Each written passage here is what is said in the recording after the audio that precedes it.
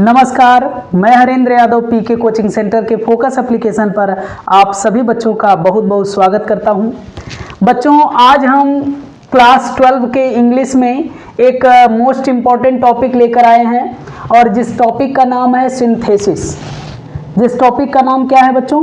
Synthesis. आज की video में हम इसका पूरा का पूरा कॉन्सेप्ट समझेंगे और इस कॉन्सेप्ट में बताया जाएगा कि सिंथेसिस कहते किसे हैं और इनके कितने क्या हैं टाइप्स हैं, ये सारी बातें मैं इस वीडियो में बताने वाला हूं। तो सभी लोग बिल्कुल ध्यान से, इत्मीनान से, आराम से सेट हो जाइए अपनी अपनी जगह पर। तो चलिए शुरू करते हैं। सिंथेसिस। सिंथेसिस माने क्या होता है? सिंथेसिस माने क्या होता है बच्चों? सिंथेसिस माने होता है संश्लेषण, जोड़, मिलाना। सिंथेसिस माने जोड़ना, मिलाना, संश्लेषण करना। ये क्या है? सिंथेसिस की मीनिंग है। लेकिन सिंथेसिस कहते किसे हैं? What is the definition of synthesis? Synthesis किसे कहते हैं? तो सिंथेसिस किसे कहते हैं बहुत सिंपल वे में मैंने इसमें स्ट्रक्चर बना दिया है। तो क्या है? Simple sentence.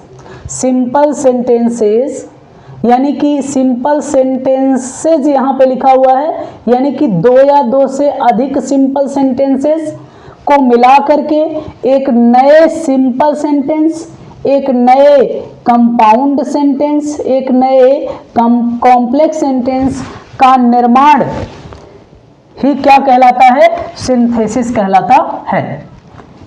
क्या कहलाता है? सिंथेसिस कहलाता है। फिर से एक बार सुने, दो या दो से अधिक सिंपल सेंटेंसेस को मिलाते हैं तो एक नया सिंपल सेंटेंस बनता है, कंपाउंड सेंटेंस बनता है, कॉम्प्लेक्स सेंटेंस बनता है और यही पूरी प्रक्रिया क्या कहलाती है बच्चों? सिंथेसिस कहलाती है। क्या कहलाती है? सिंथेसिस कहलाती है। बहुत सिंपल तरीके से बताया गया है।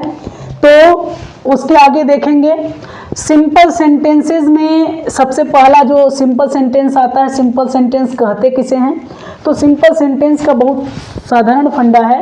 क्या है? सिंपल सेंटेंस किसे कहते हैं? जिसमें एक सब्जेक्ट हो, जिस सेंटेंस में एक सब्जेक्ट हो और प्लस एक फाइनाइट वर्ब हो। एक क्या हो? फाइनाइट वर्ब हो। उसे हम क्या कहते हैं? सिंपल सेंटेंस कहते हैं। अब ये फाइनाइट वर्ब क्या होती है? अब इसके बारे में थोड़ा सा जान लें। फाइनाइट वर्ब किसे कहते हैं? फाइनाइट वर्ब वह वर्ब होती है जो सब्जेक्ट व टेंस के अकॉर्डिंग अपने फॉर्म को चेंज कर लेती है, अपने रूप को बदल लेती है। जैसे he goes to play. He goes to play, यहां पे क्या लिखा हुआ है?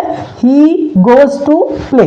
तो इसमें यहां पे एक सेंटेंस और लिख देते हैं, वी गो टू प्ले। इस सेंटेंस में यहां पे सब्जेक्ट है ही, तो इसके साथ क्या यूज हुआ है? गोज। और यहां पे सब्जेक्ट है क्या? वी, और इसके साथ क्या यूज हुआ है? गो। यहां गोज यूज हुआ है, यहां पे गो, लेकिन है टेंस वही। सब्जेक्ट जैसे बदला उसने अपने रूप को क्या कर लिया? बदल लिया। लेकिन ये टू प्ले जो है अपने रूप को चेंज नहीं कर रही है।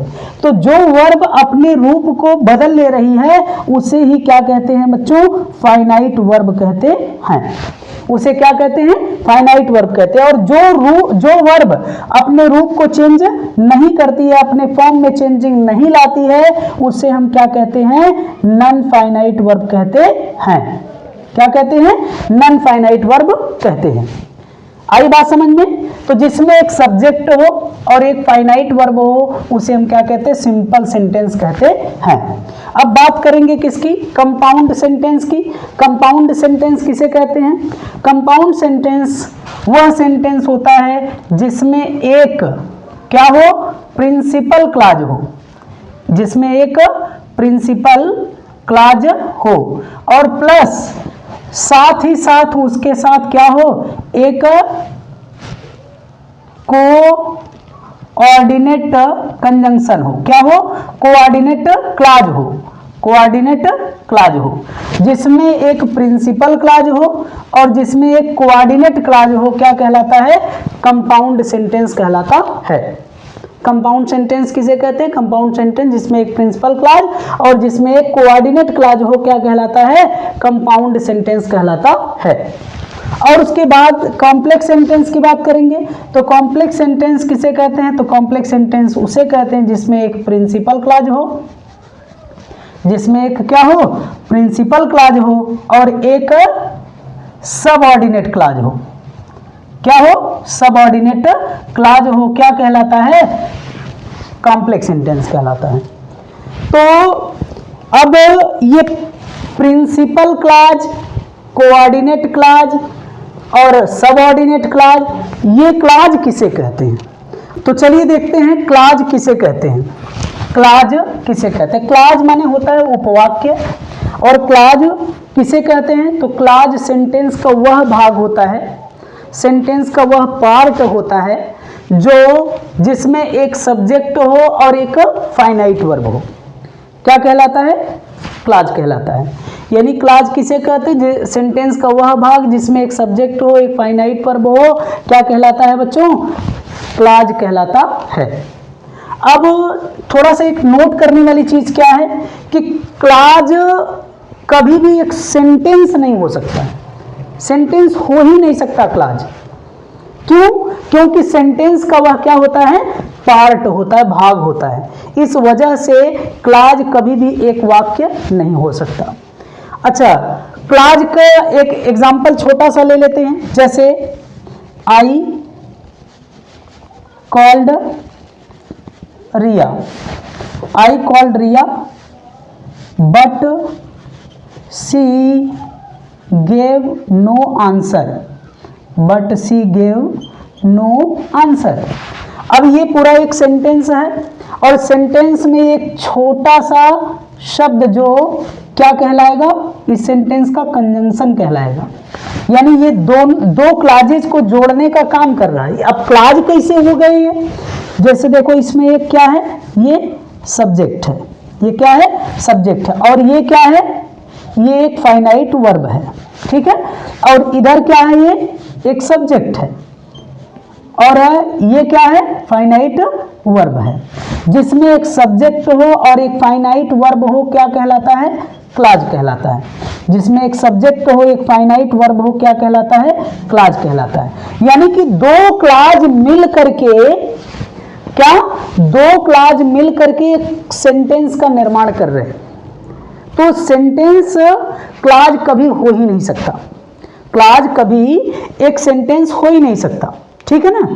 यानी कि सेंटेंस क्लॉज हो सकता है लेकिन क्लॉज कभी भी एक सेंटेंस नहीं हो सकता। क्यों, क्योंकि यह सेंटेंस के क्या है, छोटे छोटे भाग हैं जो एक साथ मिल करके कंजंक्शन के साथ एक पूर्ण भाव प्रकट करते हैं। चलिए बच्चों, तो काइंड्स ऑफ क्लॉज की बात कर लेते हैं। कितने प्रकार के होते हैं क्लॉज, क्लॉज मुख्यतः कितने होते हैं, 3 प्रकार के होते हैं। कौन कौन से, principal clause, subordinate clause, coordinate clause. अच्छा, प्रिंसिपल क्लॉज माने होता क्या है, मुख्य उपवाक्य, और सबऑर्डिनेट क्लॉज माने आश्रित उपवाक्य, और कोऑर्डिनेट क्लॉज माने समान पदीय उपवाक्य, समान पदीय उपवाक्य। प्रिंसिपल क्लॉज किसे कहते हैं, प्रिंसिपल क्लॉज किसे कहते हैं, प्रिंसिपल क्लॉज वह क्लॉज होता है जो एक इंडिपेंडेंट क्लॉज होता है, किसी दूसरे क्लॉज पर निर्भर नहीं होता है, डिपेंड नहीं होता है। यानी कि किसी भी दूसरे क्लॉज पर वो क्या नहीं रहता है, डिपेंड नहीं रहता है। इसी वजह से इसे हम प्रिंसिपल क्लॉज या मुख्य उपवाक्य या इंडिपेंडेंट क्लॉज या फ्री क्लॉज कहते हैं। समझ में आया कि नहीं। और सबऑर्डिनेट क्लॉज किसे कहते हैं, सबऑर्डिनेट क्लॉज वह क्लॉज होता है जो प्रिंसिपल क्लॉज पर आश्रित होता है, प्रिंसिपल क्लॉज पर क्या होता है, आश्रित होता है, अपने अर्थ को क्या करने के लिए, पूर्ण कर रखने के लिए। इस वजह से इसे हम क्या कहते हैं, सबऑर्डिनेट क्लॉज कहते हैं। और सबऑर्डिनेट क्लॉज को दूसरे शब्दों में हम डिपेंडेंट क्लॉज भी कहते हैं। क्या कहते हैं बच्चों, dependent clause, dependent clause, dependent clause भी कहते हैं। ठीक है।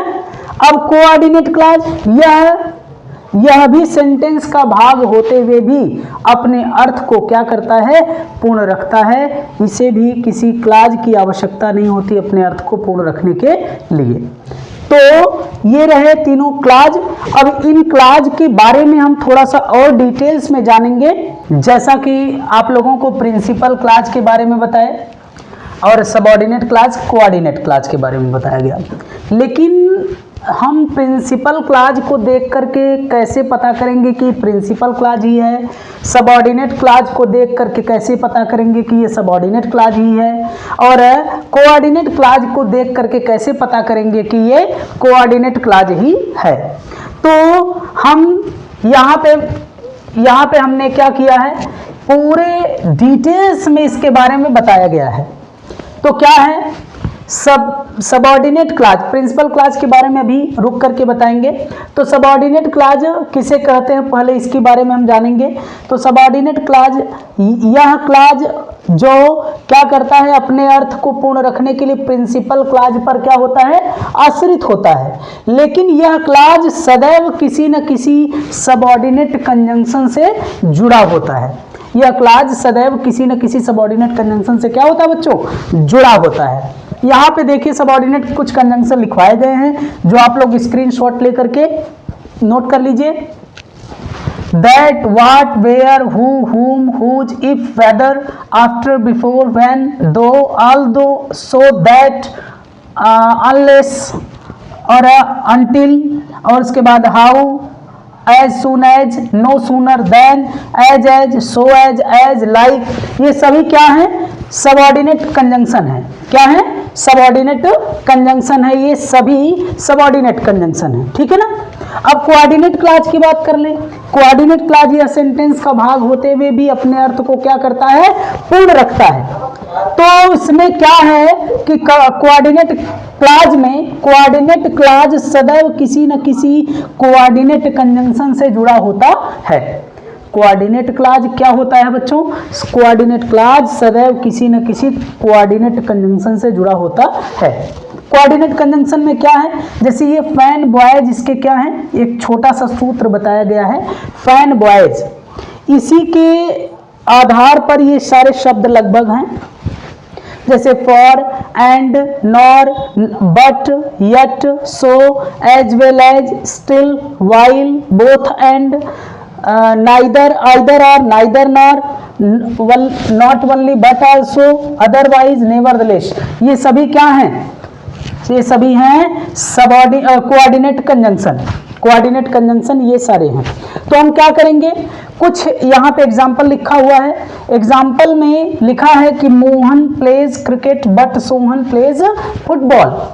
Mohan plays cricket but Sohan plays football. तो इसमें हमको क्या देखना है, तो Mohan plays cricket but Sohan plays football, यहाँ पे सबसे पहले हमको कंजंक्शन देखना है। कंजंक्शन क्या है, कंजंक्शन में बट आया है, तो बट कौन सा कंजंक्शन है बच्चों, कोऑर्डिनेट कंजंक्शन है। तो जो कोऑर्डिनेट कंजंक्शन से क्या होता है बच्चों, जुड़ा हुआ क्लॉज होता है, वो क्या कहलाता है,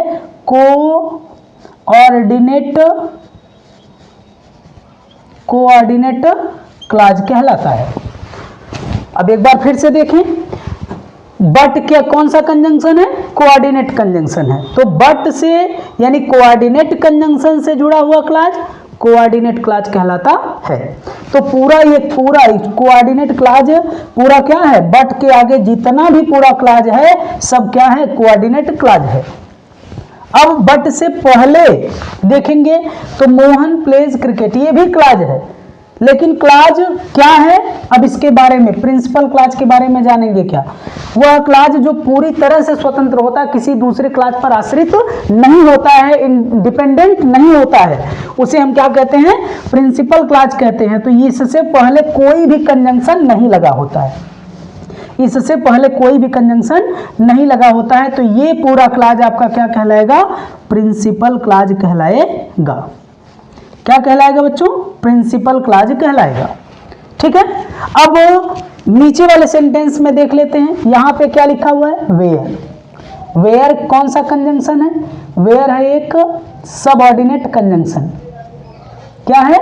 सबऑर्डिनेट कंजंक्शन है। अब सबऑर्डिनेट कंजंक्शन से जुड़ा हुआ क्लॉज क्या कहलाएगा? सबऑर्डिनेट कंजंक्शन से जुड़ा हुआ क्लॉज सबऑर्डिनेट कंजंक्शन क्लॉज कहलाएगा। सबऑर्डिनेट कंजंक्शन से जुड़ा हुआ क्लॉज क्या कहलाएगा? सबऑर्डिनेट क्लॉज कहलाएगा। बात समझ में आ रही कि नहीं? और इससे पहले किसी भी कंजंक्शन से जुड़ा हुआ जो क्लॉज नहीं है वह क्या है? आपका प्रिंसिपल क्लॉज है। क्या है? प्रिंसिपल क्लॉज है। प्रिंसिपल क्लॉज है। ठीक है, तो आपने जाना तीनों क्लॉज के बारे में। सबसे पहले देख लेते एक बार, फिर से हम देख लेते हैं, रिवीजन कर देते हैं। वह क्लॉज जो क्या हो? वह क्लॉज जो कोऑर्डिनेट कंजंक्शन से जुड़ा हो कोऑर्डिनेट क्लॉज कहलाता है, और वह क्लॉज जो सबऑर्डिनेट कंजंक्शन से जुड़ा हो सबऑर्डिनेट क्लॉज कहलाता है। वह क्लॉज जो किसी भी कंजंक्शन से ही न जुड़ा हो वह प्रिंसिपल क्लॉज कहलाता है। कॉन्सेप्ट समझ में आया बच्चों? अब हम बात कर लेते हैं सिंथेसिस में सेंटेंस की। जैसा कि सिंथेसिस में 3 प्रकार के बेस्ड ऑन स्ट्रक्चर की बेस पर सेंटेंस को 3 भागों में बांटा गया है। Simple sentence, compound sentence, complex sentence. Simple sentence, compound sentence and complex sentence. ये तीनों प्रकार के सेंटेंस कहते किसे हैं? इसकी चर्चा हम लोग इसी में जानेंगे। कैसे जानेंगे? यहाँ कि जिसमें एक प्रिंसिपल क्लॉज हो। क्या हो? जिसमें एक प्रिंसिपल क्लॉज हो और एक या एक से अधिक क्या हो? कोऑर्डिनेट क्लॉज हो। क्या कहलाता है आपका?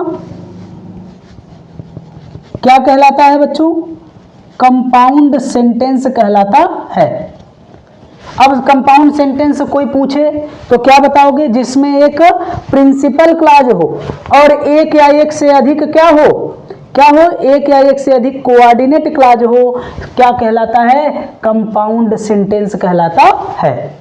जिसमें एक प्रिंसिपल क्लॉज हो, जिसमें एक कोऑर्डिनेट क्लॉज हो, कंपाउंड सेंटेंस कहलाता है। अब जिसमें एक प्रिंसिपल क्लॉज हो, जिसमें एक क्या हो? प्रिंसिपल क्लॉज हो और एक या एक से अधिक क्या हो? कोऑर्डिनेट क्लॉज हो। क्या हो? कोऑर्डिनेट क्लॉज हो। क्या कहलाता है? कॉम्प्लेक्स सेंटेंस कहलाता है। कॉम्प्लेक्स सेंटेंस कहलाता है। क्या? कॉम्प्लेक्स सेंटेंस कहलाता है। जिसमें क्या हो बच्चों? एक प्रिंसिपल क्लॉज हो और एक या एक से अधिक सबऑर्डिनेट क्लॉज हो। क्या कहलाता है? कॉम्प्लेक्स सेंटेंस कहलाता है। समझ में आई बात? और सिंपल सेंटेंस किसे कहते हैं? जिसमें एक सब्जेक्ट हो और एक प्लस फाइनाइट वर्ब हो। जैसे एक एग्जांपल ले लेते हैं किसका? सिंपल सेंटेंस का। He plays football. He plays football. इसमें एक सब्जेक्ट है और एक फाइनाइट वर्ब है। क्या होता है आपका? ये सिंपल सेंटेंस कहलाएगा। क्या हो जाएगा? Simple sentence. ठीक है, ये हो जाएगा आपका सिंपल सेंटेंस। क्यों होगा? देखो, सिंपल सेंटेंस की भी मैंने डेफिनेशन बताया। क्या? सिंपल सेंटेंस की भी डेफिनेशन हमने बताया कि जिसमें एक सब्जेक्ट हो, एक फाइनाइट वर्ब हो, और क्लॉज की भी मैंने यही बताया। लेकिन क्लॉज और सिंपल सेंटेंस में यही फर्क है कि सिंपल सेंटेंस एक क्लॉज हो सकता है लेकिन क्लॉज सिंपल सेंटेंस नहीं हो सकता। मैंने आप लोगों को पहले ही बता दिया है कि क्लॉज सेंटेंस का भाग होता है और सेंटेंस किसी क्लॉज का भाग नहीं होता है। ठीक, तो ये आपका पूरा सिंपल सेंटेंस इसे कहते हैं। कंपाउंड सेंटेंस इसे कहते हैं जिसमें एक प्रिंसिपल क्लॉज हो, जिसमें एक कोऑर्डिनेट क्लॉज हो, और जिसमें एक प्रिंसिपल क्लॉज और जिसमें एक सबऑर्डिनेट क्लॉज हो, कॉम्प्लेक्स सेंटेंस कहलाता है। ये सारे के सारे कॉन्सेप्ट इसमें क्लियर कराए गए हैं। अगली वीडियो में हम आप लोगों को पूरा सिंथेसिस का जितना भी टॉपिक है, जितना भी कॉन्सेप्ट है, सभी कॉन्सेप्ट को लेकर के आने वाला हूँ और इम्पॉर्टेंट सेंटेंस भी लेकर आने वाले हैं जो एग्जाम पॉइंट ऑफ व्यू से बेहद महत्वपूर्ण है। तब तक के लिए सभी बच्चों का बहुत बहुत धन्यवाद।